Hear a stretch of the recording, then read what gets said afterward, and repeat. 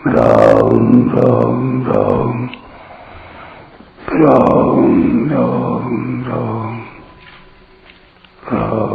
राम राम नारायण नारायण। अपि चेदसि पापेभ्यः सर्वेभ्यः पापकृत्तमा सर्वं ज्ञानप्लवेनैव वृदिनं संतरिष्यसि। अगर तू सब पापियों से भी अधिक पापी है तो भी तू ज्ञान रूपी नौका के द्वारा निस्संदेह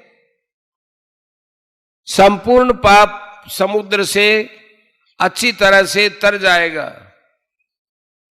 व्याख्या अपि चेदसि पापेभ्यः सर्वेभ्यः पापकृत्तम है। पाप करने वालों की तीन श्रेणियां होती हैं, पापकृत, पापकृत्तर और पापकृत्तम।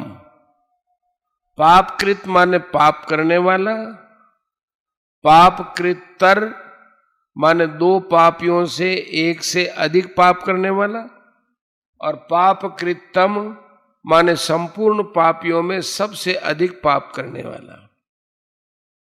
यहां भगवान पापकृत्तम पद का प्रयोग करके यह बतलाना चाहते हैं कि अगर तू संपूर्ण पापियों में भी अत्यंत पाप करने वाला है तो भी तत्व ज्ञान से तू संपूर्ण पापों से तर सकता है। भगवान का यह कथन बहुत आश्वासन देने वाला है। तात्पर्य यह है कि जो पापों का त्याग करके साधन में लगा हुआ है उसका तो फिर कहना ही क्या है, पर जिसने पहले बहुत पाप किए हैं उसको भी जिज्ञासा जागृत होने के बाद अपने उद्धार के विषय में कभी निराश नहीं होना चाहिए। कारण कि पापी से पापी मनुष्य भी यदि चाहे तो इसी जन्म में अभी अपना कल्याण कर सकता है। पुराने पाप उतने बाधक नहीं होते जितने वर्तमान के पाप बाधक होते हैं।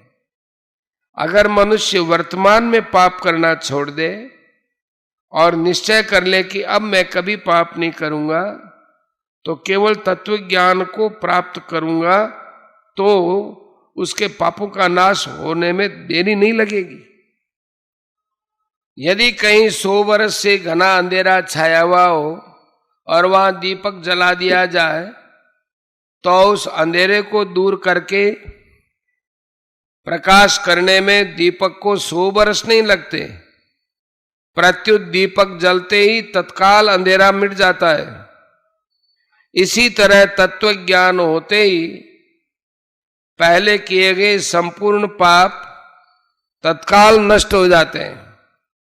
चेत पद देने का तात्पर्य यह है कि प्राय ऐसे पापी मनुष्य परमात्मा में लगते नहीं हैं, परंतु वे परमात्मा में लग नहीं सकते ऐसी बात भी नहीं है।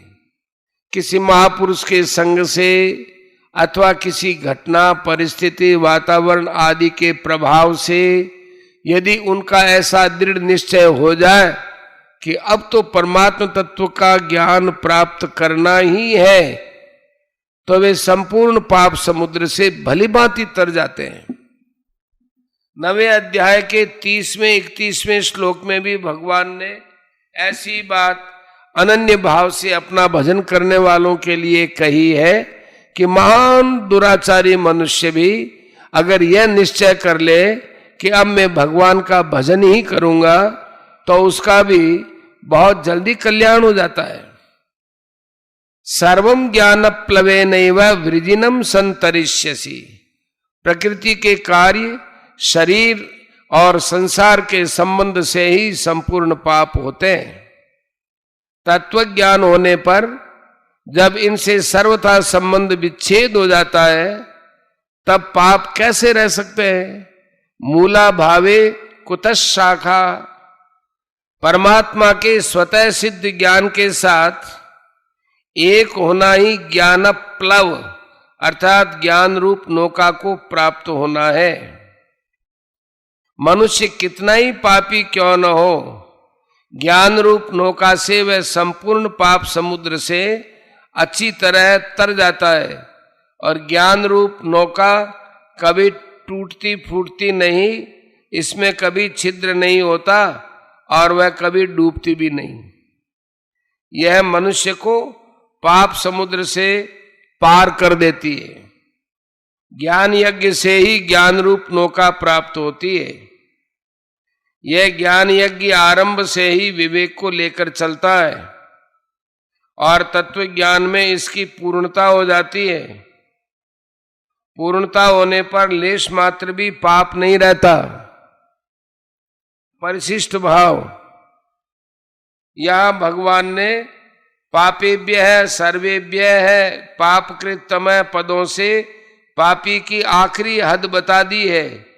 यद्यपि पापेभ्यः पद बहुवचन होने से संपूर्ण पापियों का वाचक है, फिर भी भगवान ने इसके साथ सर्वेभ्यः पद दिया। सर्वेभ्यः पद भी संपूर्णता का वाचक है। ये दो पद देने के बाद भी भगवान ने पापकृतमय पद और दिया है, जो अतिशयता का द्योतक है। पहले पापकृत होता है, फिर पापकृतर होता है और फिर पापकृतम होता है। तात्पर्य निकला कि संपूर्ण संसार में जितने भी पापी हो सकते हैं, उन संपूर्ण पापियों से भी जो अत्यधिक पापी है उसका भी ज्ञान प्राप्त हो सकता है।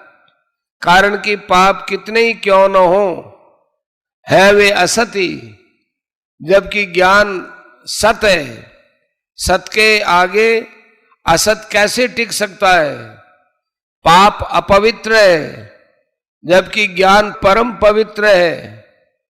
4 का 38। अपवित्र वस्तु पवित्र वस्तु को कैसे अटका सकती है? अतः पापों में ज्ञान को अटकाने की ताकत नहीं है। ज्ञान प्राप्ति में खास बाधा है नाशवान सुख की आसक्ति। 3 का 37 से 41। भोगासक्ति के कारण ही मनुष्य की पारमार्थिक विषय में रुचि नहीं होती और रुचि न होने से ही ज्ञान की प्राप्ति बड़ी कठिन प्रतीत होती है।